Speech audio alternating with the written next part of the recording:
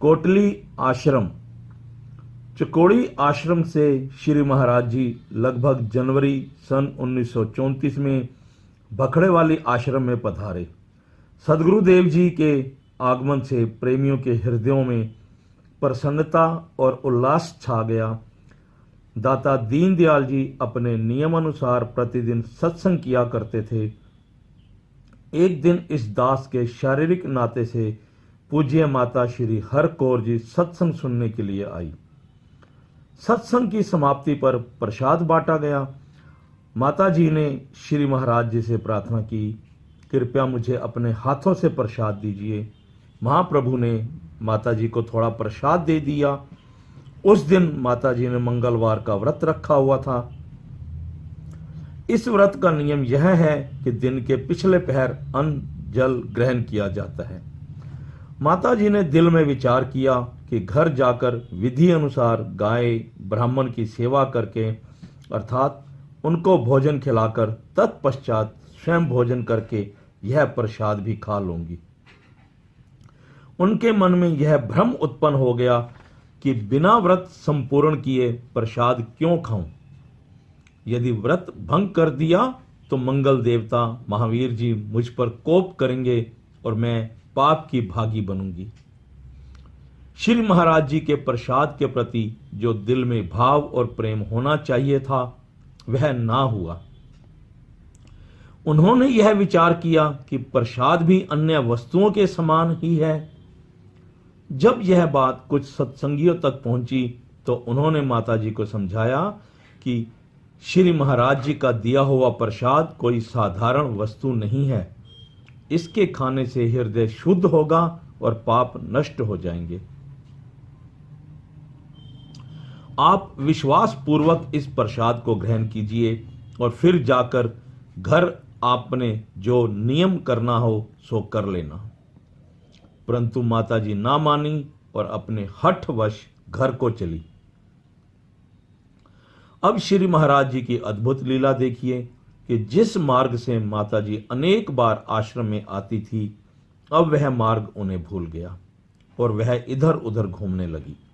लगभग 1 घंटा तक माता जी मार्ग की खोज करती रही, परंतु उन्हें कोई रास्ता ना मिला। लज्जा के कारण उन्होंने किसी से रास्ता पूछा भी ना, क्योंकि सामने ही अपना गांव था और वहां रहते हुए उन्हें 40 वर्ष व्यतीत हो चुके थे। वह सोचने लगी कि लोग क्या कहेंगे कि आज अपने गांव का रास्ता ही भूल गई। बस इसी विचार के कारण माता जी ने किसी से रास्ता ना पूछा, परंतु दिल में यह विचार आया कि यह सब श्री गुरु महाराज जी के प्रसाद की निरादरी का फल है। यह विचार आते ही उन्होंने श्री महाराज जी के चरण कमलों का ध्यान करके वह प्रसाद खा लिया। उसी समय उन्होंने क्या देखा कि वह उसी रास्ते पर खड़ी हैं जिस रास्ते से अपने गांव जाना था।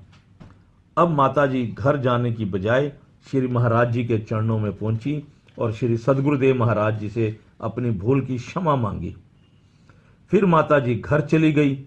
थोड़े ही समय में सर्व संगत को श्री महाराज जी की इस अपार महिमा का पता चल गया।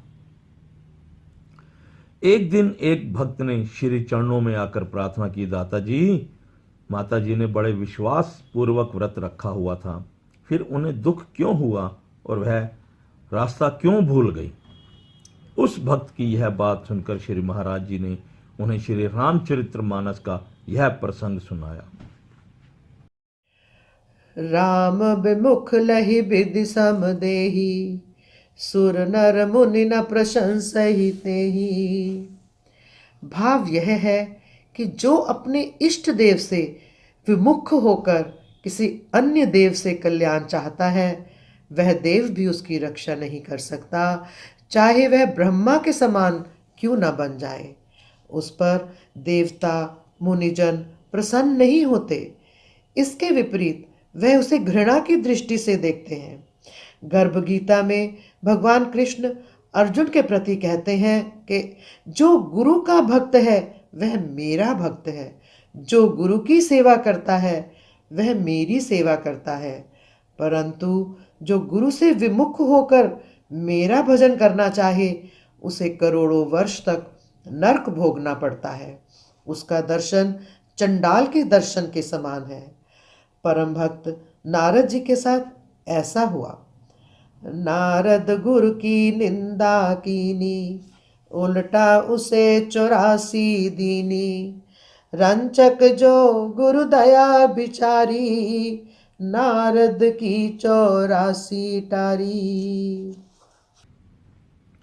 अर्थात नारद अपने गुरु धीमर को तुच्छ जानकर भगवान विष्णु की शरण में आया और बोला कि गुरु तो मिले हैं पर मछली पकड़ने वाले धीमर हैं। अभी नारद जी ने यह शब्द पूर्ण रूप से कही भी ना थे, भगवान विष्णु तत्काल बोले, हे नारद, तूने गुरु में दोष देखा है, इसलिए तुम्हें 84 भोगनी पड़ेगी, अर्थात तुझे 84 लाख योनियों में भटकना पड़ेगा। तब नारद जी ने प्रार्थना की, भगवान, मेरी 84 आप ही काट डालिए, आप सब जगत के रक्षक हैं, क्या मेरी 84 नहीं काटेंगे? भगवान विष्णु बोले, ये नारद, यह ठीक है कि मैं जगत का पालक हूं, परंतु जो जीव अपने सद्गुरु से विमुख हो, मैं उसकी रक्षा नहीं कर सकता। आप अपने गुरुदेव के पास जाओ और उनसे क्षमा मांगो। मैं गुरु विमुख को अपने पास भी नहीं रख सकता और ना ही प्रकृति के नियम को बदल सकता हूं। गुरु वचनों द्वारा ही आपकी 84 कट सकती है। तब नारद जी तत्काल अपने गुरुदेव के पास गए। इधर भगवान विष्णु ने तत्काल वहीं धीमर का रूप धारण कर लिया और नारद जी को गुरु रूप होकर मिले। नारद के अहंकार को दूर करने के लिए ही वह उसे धीमर रूप में मिले। वास्तव में गुरु को अर्पण अपना अहंकार ही किया जाता है। भगवान विष्णु ने इसलिए नीच धीमर का रूप धारण करके अपने भक्त का अहंकार दूर कर दिया। नारद जी ने अपने गुरुदेव के चरण पकड़ लिए और सारा समाचार कह सुनाया। साथ ही विनती की, गुरुदेव, मेरा अपराध क्षमा कीजिए।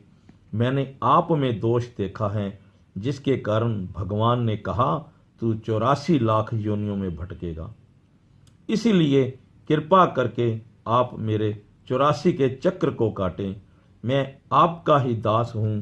जब गुरुदेव ने नारद जी के ऐसे नम्रता भरे शब्द सुने तो उन्हें अपना शुभ आशीर्वाद देकर कहा कि ये नारद जी, आप भगवान विष्णु के पास जाकर पूछिए कि 84 कैसी होती है।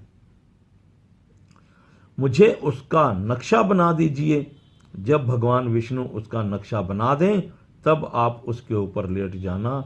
यदि भगवान विष्णु आपसे पूछें कि यह क्या करते हो तो उन्हें यह कह देना कि मेरे गुरुदेव की आज्ञा है कि इसी प्रकार 84 भोगनी है।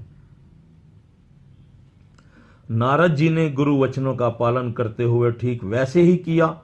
जब भगवान विष्णु ने उनसे पूछा कि नारद जी, आप यह क्या करते हैं, उन्होंने उत्तर दिया, मेरे गुरुदेव की ऐसी ही आज्ञा है, इस प्रकार आपके सामने ही 84 भोग लूं।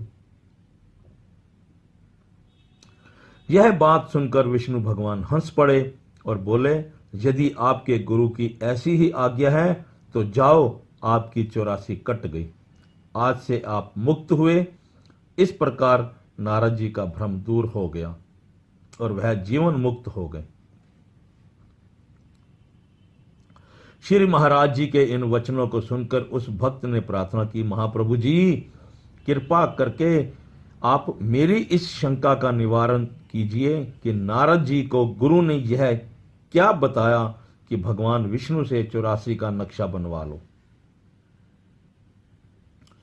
श्री महाराज जी बोले, उस समय गुरु ने जो रूप धारण किया हुआ था उसी के अनुकूल ही नारद जी को उत्तर देना था, ताकि उन्हें यह अनुभव ना हो सके कि मेरे गुरुदेव कोई अद्भुत स्वरूप हैं। नारद जी को यह प्रतीत होता रहे कि मैं इतना तपस्वी होकर भी नीच की शरण से लाभ उठा रहा हूं और मेरी चतुराई किसी काम नहीं आई। सिद्धांत यह है कि 84 का बीज अर्थात नक्शा केवल नाम रूप ही है। इस जीव ने अपने नाम और रूप का मनन किया हुआ है, इसलिए प्रत्येक योनि में इसे नाम रूप मिलता रहे। भगवान विष्णु ने नाम और रूप मिलाकर जगत रचना का चित्र खींचकर मन रूपी नारद के आगे रखा कि इसका मनन करो। यदि मन ने इसका मनन कर लिया तो यह अवश्य 84 के चक्र को भोगेगा। यदि मनन ना किया, अर्थात जैसे गुरुदेव ने समझाया था उसके अनुसार नक्शे को स्वीकार ना किया, तो यह जीव मुक्त रूप ही है। गुरुदेव के वचनों से ही नारद की 84 कटी और आवागमन का दुख दूर हुआ। निराकार रूप में स्थित होकर नारद जी को निश्चय हुआ कि अब मैं मुक्त हुआ हूं। श्री महाराज जी के इन गूढ़ वचनों को सुनकर अपनी जिज्ञासावश उस प्रेमी ने फिर पूछा, गुरुदेव, नारद किस भक्ति के प्रभाव से इस पद पर पहुंचा था जिससे वह प्रतिदिन विष्णु भगवान के दर्शन करने के लिए वैकुंठ में जाता था? कृपा करके इस प्रसंग पर प्रकाश डालिए। श्री महाराज जी बोले, कई धर्म ग्रंथों में ऐसा लिखा है कि नारद जी एक दासी के पुत्र थे जो अपने पहले जन्म में अपनी दासी रूप माता जी के साथ महात्माओं के आश्रम पर जाकर सेवा किया करते थे। संतों की कृपा से इन्हें जो भोजन मिल जाता था उसी से अपना निर्वाह किया करते थे। इस प्रकार सेवा करते हुए काफी समय व्यतीत हो गया। देव योग से एक दिन उस दासी का शरीर शांत हो गया। अब वह लड़का महात्माओं के आश्रम में रहकर सेवा करने लगा। नित्य प्रति प्रभु लीला कथा कीर्तन सुनने से उसकी बुद्धि निर्मल हो गई। समय पाकर उसका भी शरीर शांत होने लगा, तो जिस ओर उसकी दृष्टि जाती उसे महात्मा ही महात्मा खड़े दिखाई देते। उसकी चित्त वृत्ति अंतिम समय में सत्वगुण में प्रवेश कर चुकी थी, इसलिए कानों में भी भगवान के गुणानुवाद की आवाज आ रही थी। अपने उत्तम संस्कारों के कारण वह दासी पुत्र धरती से ब्रह्मलोक में चला गया और उसका दूसरा जन्म ब्रह्मा जी के पुत्र नारद जी के रूप में हुआ। सात्विक वृत्ति से वह सतोगुणी विष्णु रूप ही हो गया। भगवान ने उसे प्रसन्न होकर वरदान दिया कि हे नारद जी, तुम मेरे हृदय हो। गोसाई तुलसीदास जी ने प्रभु नाम का प्रभाव बताते हुए कहा है, नारद जाने नाम प्रतापु, जग प्रिय हरि हरि हर प्रिय आपू। भावार्थ यह है कि नारद जी ने प्रभु नाम के प्रताप को ऐसा जाना, अर्थात नाम जपने से नारद जी भगवान को इतने प्रिय हो गए कि जिस भगवान विष्णु को सारा संसार जपता है, अर्थात सभी भक्त उनके नाम का सिमरन करते हैं, वही भगवान विष्णु स्वयं नारद जी का सिमरन करते हैं, अर्थात उन्होंने नारद जी को अपनाया है। श्री महाराज जी के प्रेम भरे इन वचनों को सुनकर उस भक्त के सारे संशय दूर हो गए। सर्दियों के दिन थे। एक दिन श्री महाराज जी ऊपर चौबारे पर विराजमान थे। महाप्रभु के आगे चौकी रखकर भोजन की थाली परोसी गई। स्वामी अभेदानंद जी ने गर्म पानी से गुरुदेव के हाथ धुलवाए। श्री महाराज जी ने अपनी मौजवश स्वामी अभेदानंद जी और स्वामी अजनियानंद जी को कमरे के बाहर भेज दिया। यह दोनों महानुभाव कमरे के बाहर बैठ गए। दाता दीनदयाल जी ने कमरे के दरवाजे बंद कर लिए। महाप्रभु के अतिरिक्त कमरे में अन्य कोई व्यक्ति नहीं था। इतने में स्वामी अभेदानंद जी को कमरे के अंदर से वार्तालाप की आवाज सुनाई दी। यह अपने मन में विचार करने लगे कि श्री महाराज जी के अतिरिक्त अन्य कोई व्यक्ति तो कमरे में है ही नहीं, फिर यह आवाज किसकी आ रही है? कमरे के अंदर हमारी आज्ञा के बिना दर्शन करने के लिए कौन जा सकता है? लगभग 1 घंटे के पश्चात श्री महाराज जी ने कमरे का दरवाजा खोलकर स्वामी अभेदानंद जी और स्वामी अजनीयानंद जी को अंदर बुलाया। इन्होंने इधर उधर दृष्टि दौड़ाई, परंतु श्री महाराज जी के अतिरिक्त वहां कोई भी दिखाई नहीं दिया। उनके आश्चर्य का कोई ठिकाना ना रहा। जब उन्होंने भोजन को भी वैसे ही गर्म देखा, अपने निज सेवकों के आश्चर्य का अनुभव करते हुए महाप्रभु ने भोजन के पश्चात उनसे सत्संग करना आरंभ कर दिया। श्री महाराज जी बोले, आप नित्य बेनती में यह दोहा बोलते हैं, गुरु समरथ सिर पर खड़े, क्या कमी तो है दास, रिद्धि सिद्धि सेवा करे, मुक्ति न छोड़े पास। श्री महाराज जी बोले, जो पूरे संत महात्मा और सद्गुरु होते हैं, उनके द्वार आकर रिद्धियां सिद्धियां अनेक रूप धारण करके सेवा मांगती हैं, परंतु वह संत उनमें नहीं फंसते। जो उनके पंजे में आ गया, उसका एक दिन अवश्य पतन हो जाएगा और मान प्रतिष्ठा पाकर वह माया जाल में फंस जाएगा। जो साधु महात्मा मठधारी गद्दियों के महंत बनने का लोभ रखते हैं, मानो वह लोग योग भ्रष्ट हैं।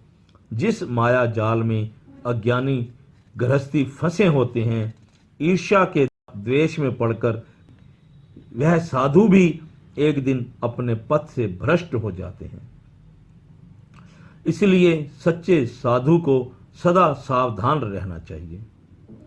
उन्हीं दिनों कोटली मोहम्मद सदीक जिला सियालकोट से लाला गुरदित्ता मल जी, श्री आत्माराम जी, लाला सुख रामदास जी और श्री देसराज जी श्री महाराज जी के शुभ दर्शन करने के लिए बखड़े वाले आश्रम में आए।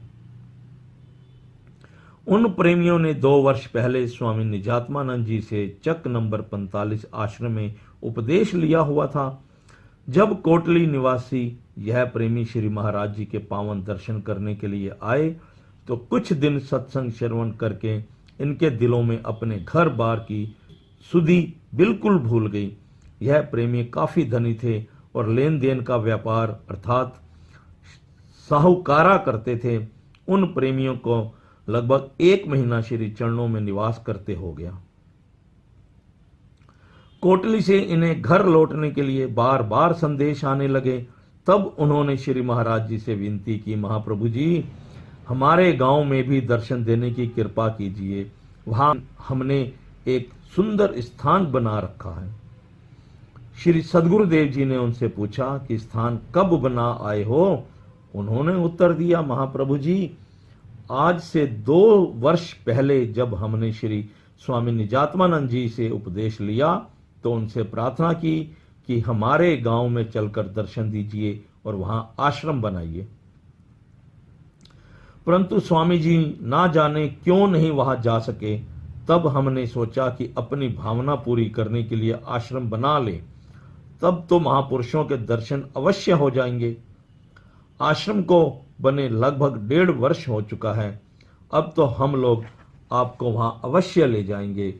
जब तक आप अपने पावन चरण कमलों से उस स्थान को पवित्र नहीं करते, हमारे दिल को शांति नहीं मिलेगी। इस प्रकार कई और स्थानों से भक्तजन भखड़े वाली में आकर श्री चरणों में वहां पधारने के लिए प्रार्थना कर रहे थे। दाता दीनदयाल जी ने कोटली वाले भक्तों की प्रेम प्रार्थना स्वीकार कर ली।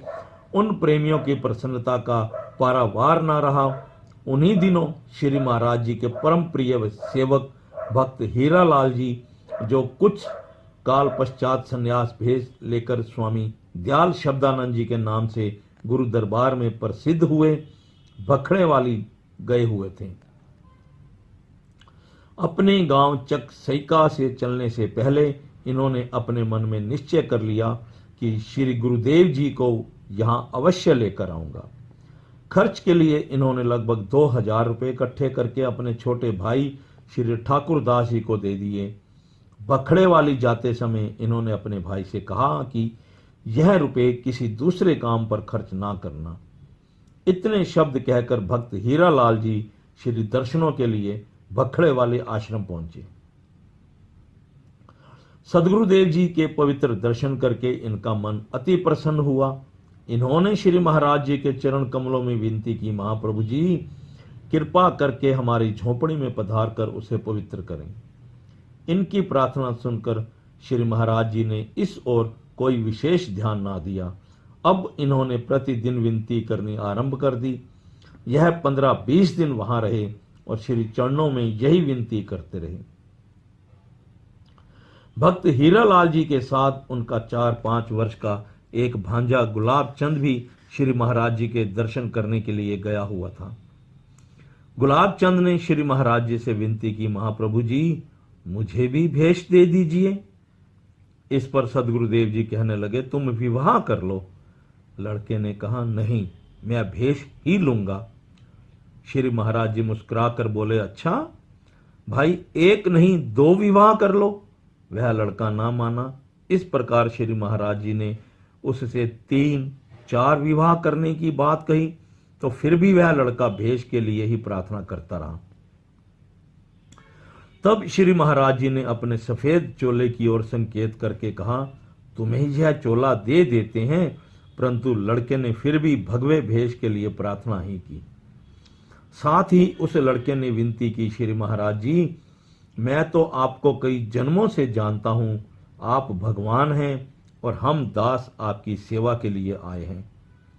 इस प्रकार काफी देर तक यह प्रेम प्रसंग चलता रहा। एक दिन श्री महाराज जी वन में एक वृक्ष के नीचे विराजमान थे। आपने भक्त हीरालाल जी को आज्ञा दी कि अब घर जाओ। इनके साथ जो दूसरे कई सत्संगी वहां आए हुए थे वे सब निराश हो गए कि श्री महाराज जी हमारे घर नहीं पधारेंगे। परंतु भक्त हीरालाल जी के मन में यह अटूट विश्वास था कि सदगुरुदेव जी अपने भक्तों को कभी निराश नहीं करते। चलते समय भक्त हीरालाल जी ने श्री महाराज जी के चरणों में दंडवत प्रणाम किया। गुरुदेव ने इन्हें आशीर्वाद देकर उठने की आज्ञा प्रदान की।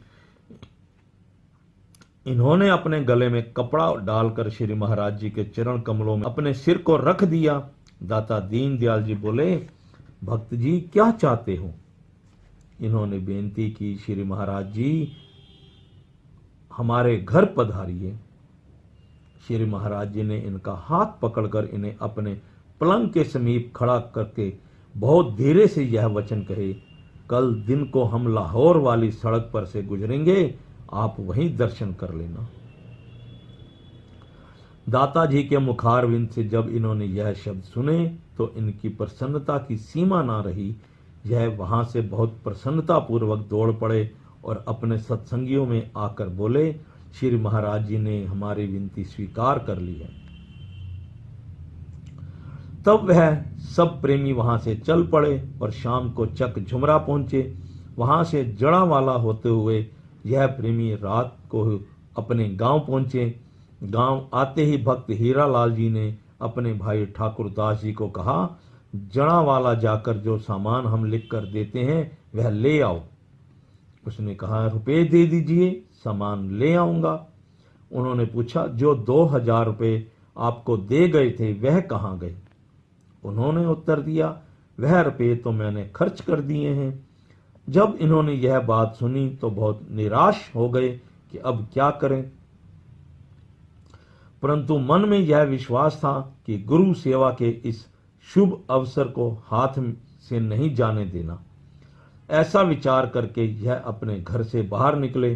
एक व्यक्ति से इन्होंने 600 रुपए लेने थे। इन्होंने यह समझा हुआ था कि वह पैसे नहीं मिलेंगे क्योंकि उस व्यक्ति की आर्थिक स्थिति बहुत खराब थी। जब यह अपने घर से निकले तो उसी व्यक्ति का लड़का मास्टर शाह मोहम्मद, जो किसी स्कूल में अध्यापक था, इनको मिल गया। उसने 600 रुपए के नोट निकालकर इन्हें दे दिए। इन्होंने बहुत चकित होकर पूछा, मास्टर जी रुपए कहां से लाए हो? उसने उत्तर दिया, आज एक व्यक्ति ने यह पैसे दिए हैं, सोचा कि आपके पैसे देने हैं सो दे दें। जब यह रुपए लेकर गांव में कुछ आगे बढ़े तो इसी प्रकार जिन लोगों को इन्होंने ऋण दिया हुआ था वह रुपए लगभग 600 इनको और मिल गए। इस प्रकार करते करते इनके पास 1500 रुपये हो गए। घर लौटकर इन्होंने अपने भाई से कहा कि सामान लाओ। वह कहने लगे पहले पैसे दो तब मैं जाता हूं। इन्होंने पूछा कितने रुपए चाहिए।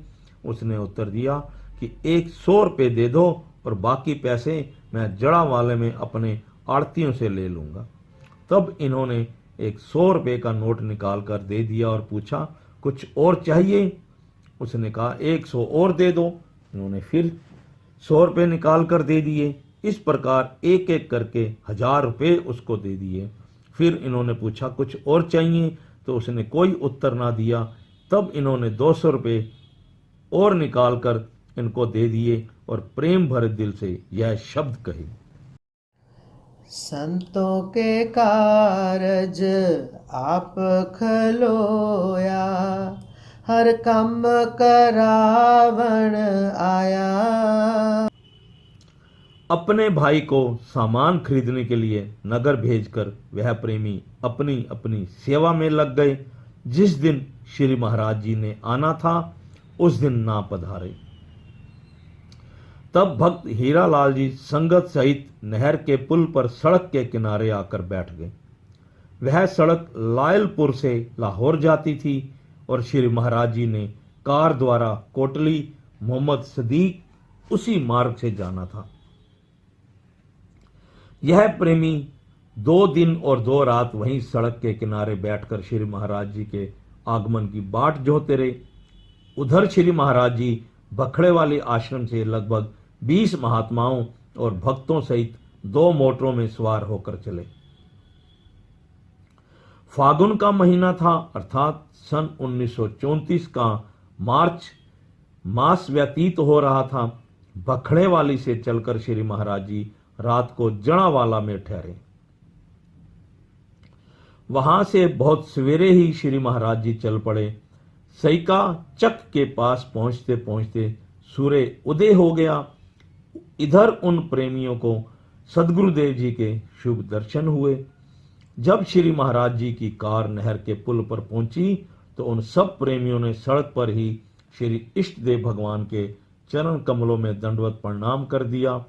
श्री महाराज जी ने आज्ञा देकर प्रेमियों को उठाया और पूछा, आप लोग क्या चाहते हो? इन्होंने विनती की, महाप्रभु अपने चरण कमलों से हमारे घर पवित्र कीजिए। प्रेमियों की यह विनती सुनकर श्री महाराज जी बोले, हमारे पास समय नहीं है, हमने आगे शीघ्र जाना है। बस आपको दर्शन हो गए, अब हम आगे जाते हैं। परंतु यह प्रेमी किसी प्रकार ना माने। उधर श्री महाराज जी शीघ्र आगे जाना चाहते थे और इधर यह प्रेमी हठवश मान नहीं रहे थे। एक विकट समस्या उत्पन्न हो गई। कार सड़क के मध्य में खड़ी थी, जिस कारण सारा यातायात ट्रैफिक पुल के इधर उधर रुक गया। मार्ग बंद होने के कारण मोटरें, तांगे, कारें और दूसरी सवारियां पुल के दोनों ओर रुक गई। दोनों ओर काफी लंबी पंक्ति लग गई। इस प्रकार इस प्रेम प्रसंग में लगभग 10:30 बज गए। 3-4 घंटे तक सारा रास्ता बंद रहा। यह एक अद्भुत दृश्य था। इन प्रेमियों की अनुनय विनय को स्वीकार करते हुए श्री महाराज जी ने केवल 5 मिनट के लिए चक सईका जाने की आज्ञा दी। जब श्री महाराज जी भक्त हीरालाल जी के निवास स्थान पर जाकर ठहरे तो सब प्रेमी सदगुरु दर्शन से अपने नेत्र सफल करने लगे। श्री महाराज जी ने भक्त हीरालाल जी को अपने पास बुलाकर कहा, चिंता करने की कोई आवश्यकता नहीं, हमारे खर्च की जिम्मेदार स्वयं प्रकृति है। आपने जो यह शब्द पढ़ा था कि संतों के कारज आप खलोया, हर कम करावन आया, तो फिर इन वचनों पर विश्वास करते। भक्त हीरालाल जी श्री महाराज जी के अनमोल वचन सुनकर महाप्रभु से क्षमा मांगने लगे। श्री महाराज जी चक सईका में पधारे तो केवल 5 मिनट के लिए ही थे, परंतु भक्तों के प्रेमवश उन्हें काफी देर रुकना पड़ा। दूसरे दिन जब सदगुरु दयाल जी वहां से विदा होने लगे तब भक्त हीरालाल जी ने श्री चरणों में दंडवत प्रणाम कर दिया और प्रार्थना की, गुरुदेव कुछ समय और यहां दर्शन कीजिए। परंतु श्री महाराज जी ना माने। तब वहां आश्रम बनाने के लिए विनती की तो महाप्रभु बोले, यदि आश्रम यहां बन गया तो आपको सेवा करनी पड़ेगी, तो फिर चिंतातुर तो ना होंगे। इन्होंने विनती की, श्री महाराज जी यह सब कुछ आपका ही है, हम तन मन धन से सेवा करेंगे। इस पर दाता दीनदयाल जी बोले, आपको पता होना चाहिए कि जहां सदगुरुदेव निवास करते हों वह गुरुद्वारा ही होता है, और जहां श्री इष्ट देव भगवान के चरण कमल पड़ जाएं तो वह स्थान आश्रम ही बन जाता है। उस समय श्री महाराज जी की सेवा में स्वामी निजात्मानंद जी, स्वामी हीरानंद जी, स्वामी अनंत प्रकाशानंद जी और स्वामी अनमोल प्रेमानंद जी तथा यह दास इत्यादि थे। कोटली वाले शाह भी श्री महाराज जी के साथ ही थे। श्री महाराज जी ने अत्यंत कृपा करके भक्त हीरालाल जी की विनती स्वीकार कर ली और यहां आश्रम बनाने की स्वीकृति दे दी। कुछ काल पश्चात चक नंबर 5 में एक बहुत ही सुंदर आश्रम बन गया। गुरुदेव की आज्ञा अनुसार स्वामी अनंत प्रकाशानंद जी इस आश्रम के अध्यक्ष नियुक्त हुए। स्वामी अनंत प्रकाशानंद पर श्री महाराज जी की बहुत कृपा थी। उनके प्रयत्नों से थोड़े काल में ही इस आश्रम ने बहुत उन्नति की और यहाँ हिंदू मुसलमानों में सत्संग का बहुत प्रचार प्रसार हुआ। इस आश्रम में प्रत्येक वर्ष वैसाखी के शुभ दिन एक बहुत बड़ा मेला लगता था और श्री महाराज जी के नाम पर वार्षिक भंडारा भी होता था। चक सईका से विदा होकर महाप्रभु कोटली आश्रम में पहुंचे। वहां के प्रेमियों ने श्री सद्गुरुदेव जी का बहुत आदर सत्कार किया। उन प्रेमियों ने श्री महाराज जी के स्वागत निमित्त 1 मील तक बीन, बाजे और आतिशबाजी का प्रबंध किया हुआ था। श्री दाता दीनदयाल जी की कार के साथ साथ संगत भजन संकीर्तन करती हुई चली जा रही थी। यह बहुत ही सुंदर दृश्य था। इस प्रकार दाता दीनदयाल जी कोटली आश्रम में पहुंचे। कोटली में संगत ने श्री महाराज जी से पूछा कि दासन दास आया है कि नहीं। महाप्रभु ने अत्यंत कृपा करते हुए मेरा हाथ उन प्रेमियों के हाथ में पकड़ाकर कहा, यह लो अपना दासन दास। इधर भक्त हीरालाल जी ने कुछ काल पश्चात श्री चरणों में उपस्थित होकर संन्यास भेष के लिए प्रार्थना की। उनके मन में यह भाव था कि जब मैं संन्यास लूंगा तो 25-30 लड़कों को भी संन्यास भेष ले दूंगा। इनकी विनती को सुनकर गुरुदेव बोले, अभी हमने आपसे सेवा कार्य लेना है, इसलिए संन्यास भेष नहीं दिया जाएगा। साथ ही महाप्रभु ने इनको एक दृष्टांत सुनाया। महाप्रभु बोले, किसी नदी में एक नौका किनारे पर खूंटे से बंधी हुई है। नदी पार जाने वाले व्यक्ति धीरे धीरे उसमें आकर बैठते जाते हैं। स्त्री, पुरुष, बच्चे, बूढ़े, धनी, निर्धन, सब प्रकार के व्यक्ति उसमें बैठते हैं। जब नौका भर जाती है तो नाविक उसे चलाने लगता है। तब दूर से एक व्यक्ति भागा हुआ आता है और वह भी नौका में आकर बैठ जाता है। तब नाविक कहता है कि कोई व्यक्ति नौका से उतरकर खूंटे से रस्सा खोलकर नौका को पानी में धकेल दो। तब नौका में से एक व्यक्ति उतरकर रस्सा खोलता है और जब नौका जल में चली जाती है तो वह भी छलांग मारकर चढ़ जाता है। उस व्यक्ति को नाविक यह नहीं कहता कि तुम बिना पूछे क्यों चढ़े हो।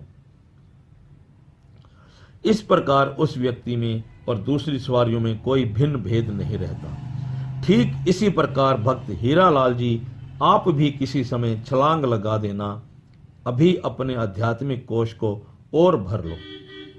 यह संसार सागर नदी रूप है, नाम की नौका है और सद्गुरु उस पर नाविक रूप है। नौका को धकेलने वाले भक्तजन हैं। जैसे नाविक सब सवारियों को नौका द्वारा नदी से पार ले जाता है, ठीक इसी प्रकार श्री सद्गुरुदेव जी भी संसारी जीवों का कल्याण करते हैं। श्री सद्गुरुदेव जी के कोटली आश्रम में पधारने से समीपवर्ती क्षेत्रों से काफ़ी संख्या में प्रेमी जन श्री महाराज जी के शुभ दर्शन करने के लिए आने लगे। 1000 से अधिक संगत प्रतिदिन लंगर में भोजन करती थी। दाता दीनदयाल जी के शुभ दर्शन करके लोग एक दूसरे से कहने लगे कि यह कोई पूर्ण संत महापुरुष हैं अथवा किसी रियासत के राजा हैं। जैसे जिसके अंदर भाव था वह प्रेम वश ही कहने लगा कि एक दिन किला शोभा सिंह जो पास होकर एक उपनगर था, वहां का थानेदार 4 सिपाहियों के साथ श्री दर्शनों के लिए आया। वह सर्वसाधारण संगत में बैठकर श्री महाराज जी का सत्संग सुनने लगा। दाता दीनदयाल जी अपने सत्संग में ही थानेदार को संबोधित करके कहने लगे, आप थानेदार होकर क्या काम करते हैं? थानेदार ने खड़े होकर बड़ी नम्रता पूर्वक उत्तर दिया, हजूर, हमारे काम से सभी लोग परिचित हैं। यह तो आपकी मौज है जो इस प्रकार भोले बनकर मेरा काम पूछते हैं। सरकार की ओर से हमारा कर्तव्य है चोरों, डाकुओं और बदमाशों को पकड़कर दंड देने का है। उसका यह उत्तर सुनकर श्री महाराज जी बोले, भला यह बताइए कि जो चोरों का साथी हो और उनका आज्ञाकारी भी हो, अर्थात चोरों से मिला हुआ हो, उसे क्या दंड दिया जाता है? थानेदार ने उत्तर दिया, उसे भी वैसा ही दंड दिया जाता है। यह सुनकर गुरुदेव जी बहुत हंसे और फिर बोले, यदि आप स्वयं चोरों से मिल जाओ और जो काम चोर कहें वही आप करो तो क्या आपको भी दंड मिलेगा? श्री महाराज जी के मुख से ऐसी बात सुनकर थानेदार चकित होकर बोला, हजूर, मैं तो आज तक चोरों से नहीं मिला और ना ही मैंने कोई ऐसा काम किया है, बल्कि मैं तो चोरों को पकड़कर विधि अनुसार दंड देता हूं। श्री महाराज जी कहने लगे, आप एक चोर तो क्या 5 चोरों के साथ मिले हुए हो और उनकी आज्ञा अनुसार चलते हो। काम, क्रोध, लोभ, मोह तथा अहंकार, यह 5 चोर हैं। अच्छा, अब बताइए, क्या यह चोर नहीं? श्री महाराज जी के रहस्य भरे इन वचनों को सुनकर थानेदार बहुत प्रभावित हुआ। फिर महाप्रभु हंसकर बोले, आप इस लोक में सरकार के कर्मचारी बनकर काम करते हैं और हम उस प्रकृति के सरकार के अधिकारी हैं। जो जीव इन 5 चोरों से मिलकर काम करेंगे वह अपराधी है। इसलिए हम आपको चेतावनी देते हैं कि इन चोरों से बचो और सच्ची सरकार के कर्ता धर्ता ईश्वर के होकर रहो। गुरुवाणी का कथन है, काम क्रोध नगर बहु भर्या, मिल साधु खंडन खंडा है। थानेदार गुरु का सिख था। गुरुवाणी का यह श्लोक सुनकर उसका दिल प्रेम से भर गया और बड़ी नम्रता पूर्वक उसने श्री चरणों में प्रार्थना की, गुरुदेव, मैं वास्तव में ही सच्ची सरकार का अपराधी हूँ। आप सच्ची सरकार हैं। कृपा करके आप ऐसी कोई युक्ति बताइए जिससे इन चोरों की संगत का प्रभाव हम लोगों पर ना हो सके। श्री महाराज जी ने इस विषय पर काफी सत्संग किया। उसी दिन वह थानेदार सत्य उपदेश धारण करके श्री गुरु महाराज जी का शिष्य बन गया। श्री महाराज जी ने उसे नाम दान देकर यह शिक्षा दी कि सदा सत्य धर्म की कमाई करो और न्याय करके अपने जीवन का लाभ उठाओ। यह जीव क्षण भंगुर है, एक दिन सबको इस संसार से जाना पड़ेगा। आपके कहने पर भी आपको संसार में अधिक कोई ना रहने देगा। फिर जैसे महापुरुषों का कथन है, आए हैं सो जाएंगे, राजा रंक फकीर, एक सिंहासन चढ़ चले, एक बांधे जात जंजीर। भाव यह है कि अपने परिणाम का विचार रखो और अपना परलोक सुधारो। अपने अंदर जो त्रुटि है उसे निकालो और परलोक जाने से ना डरो। जो योग्य लड़का होता है उसे पाठशाला में जाने से कोई भय नहीं होता, क्योंकि उसने प्रश्न निकाले हुए होते हैं। जिन्होंने छुट्टियों में पाठशाला का काम पूरा नहीं किया वह पाठशाला जाने से डरेगा। ऐसे सुंदर उपदेश देकर श्री महाराज जी ने थानेदार को विदा किया। एक दिन शाम को श्री महाराज जी सैर पर गए। स्वामी हीरानंद जी, स्वामी अनमोल प्रेमानंद जी, स्वामी गुरु भक्तानंद जी और स्वामी आत्म रामानंद जी सेवा में साथ गए। प्रेमी जन अपना प्रेम पूरा करने के लिए श्री सद्गुरुदेव जी को फूल माला इत्यादि पहनाया करते थे। श्री महाराज जी आश्रम से काफी दूर बाहर चले गए। एक दूसरे गांव से कुछ प्रेमी दाता दीनदयाल जी के दर्शन करने के लिए कोटली आ रहे थे। स्वामी गुरु भक्तानंद जी श्री गुरु महाराज जी को हार पहनाने लगे, परंतु हार उलझ गए। इतने में संगत वहां पहुंच गई। श्री महाराज जी किसी बात पर अपने सेवकों से कुछ क्रोधित हो गए। गुरुदेव बोले, मुझे सेवकों की कोई आवश्यकता नहीं, मैं तो फकीर हूं। आपका दरबार वहां रहा, मैं तो यह मस्जिद में भी चला जाऊं तो वहां भी प्रेमी आ जाएंगे और इस प्रकार नया दरबार बन जाएगा। श्री महाराज जी अपनी मौजवश नंगी धरती पर एक किक्कर के वृक्ष के नीचे लेट गए। स्वामी गुरु भक्तानंद जी ने अपने अपराध की क्षमा मांगी। श्री महाराज जी के चारों ओर सेवकों ने खेस ताने हुए थे। जब संगत दर्शन करने के लिए समीप आई तो महाप्रभु खेस उठाकर कहते कि आ जाओ। यह एक विलक्षण दृश्य था। सेवक यह प्रयत्न कर रहे थे कि श्री महाराज जी हार, रुमाल और ऐनक इत्यादि धारण करके प्रेमियों को अपने शुभ दर्शन दें, परंतु श्री महाराज जी अपनी फकीरी मौज में आए हुए थे। स्वामी अनमोल प्रेमानंद जी ने श्री चरणों में बार बार विनती की कि गुरुदेव सुंदर स्वरूप धारण करके सेवकों को दर्शन दीजिए। साथ ही यह देखकर स्वामी अनमोल प्रेमानंद जी प्रेम अश्रु बहाने लगे कि श्री महाराज जी के कोमल शरीर पर नंगी धरती पर लेटने से कंकर चुभ गए हैं। कुछ देर पश्चात महाप्रभु प्रसन्न चित्त होकर अपनी कार में आकर विराजमान हुए। जो प्रेमी श्री महाराज जी के दर्शन के लिए आए हुए थे उनकी संख्या 60-70 थी।